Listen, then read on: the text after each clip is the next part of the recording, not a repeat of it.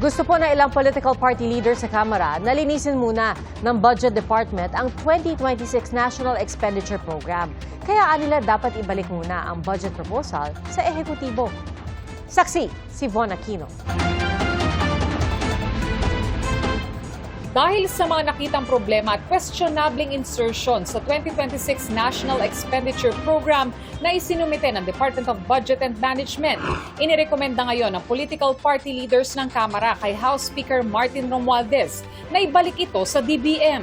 Kabilang dito sina National Unity Party Leader Chairman Ronaldo Puno, Lakas CMD member Janet Garin, at NPC Secretary General Wilfrido Mark Enverga. Hindi kami nanggugulo dito, no?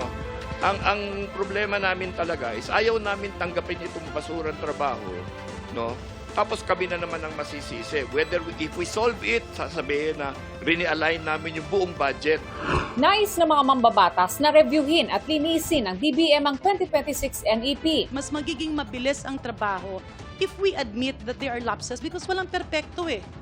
Pero kung makita at ituro nila, ito ang mga executive insertions na hindi nararapat at hindi sang-ayon sa kumpas ng presidente, then that will be the time that Congress can efficiently exercise our oversight powers.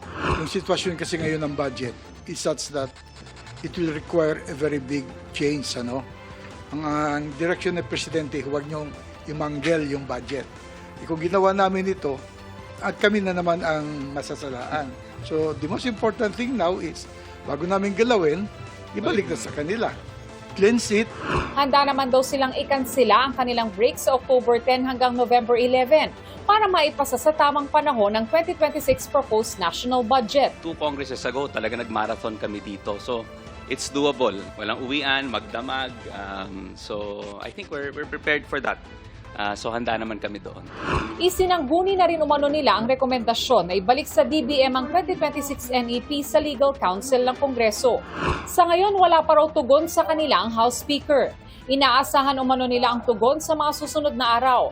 Sabi ng Budget Department o DBM, unprecedented ito sakaling mangyari. Binigyan na rin daw sila ng direktiba ng Pangulo na ayusin ang makitang mali sa loob ng 2 linggo. Ipapadala natin sa kanila yung bagong listahan, yung mga changes na mangyayari doon. Sa tingin po namin, mas madali yon na proseso at procedure kesa magbalikan tayong ganyan. Kasi never pa po siya nangyari. Diba? Pag never pa nangyari, baka umakit pa kung saan-saan yan. Para sa GMA Integrated News, ako si Von Aquino, ang inyong saksi.